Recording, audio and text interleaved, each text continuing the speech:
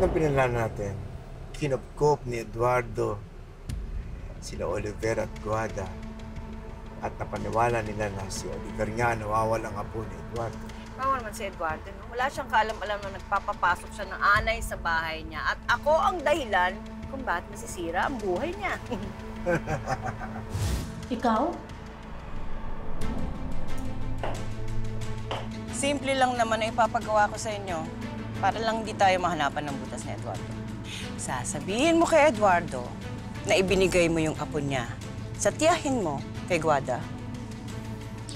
At dadalhin mo si Eduardo kay Oliver at ikaw naman kukumpirmahin mo kay Eduardo na totoo ang sinasabi niya, Eileen, na si Oliver nga ang nawawala ng apo.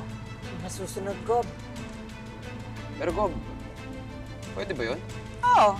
Simple lang naman yun. Dadayain lang yung DNA test. Mapapaniwala natin sila. Importante lang, makuha mo ang tiwala ni Eduardo. At pag nakuha mo ng loob niya, yun ang umpisa. Pababagsakin natin si Eduardo. Magkano po ba pinag-uusapan natin dito? 1 milyong piso. At hindi lang yan ang makukuha ninyo. Madadagdagan pa yan sa tuwing na may pag-uutos kami sa inyo. Sisirain natin ang buhay ni Eduardo.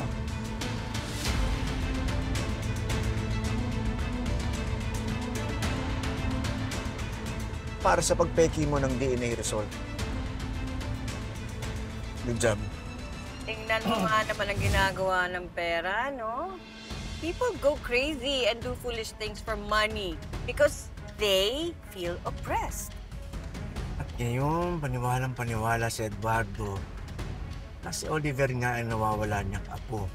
At ngayon, pag naging successful si Oliver na makuha ang loob ni Eduardo, ano na magiging next winning strategy natin? We go for the kill.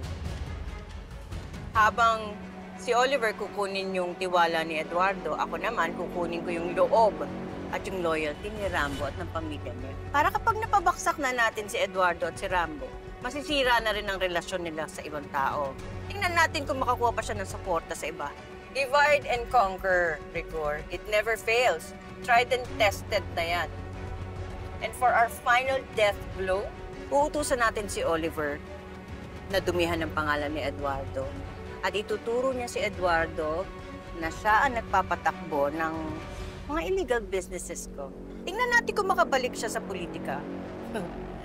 He will end up miserable, lonely, and poor. Or in jail, whichever comes first.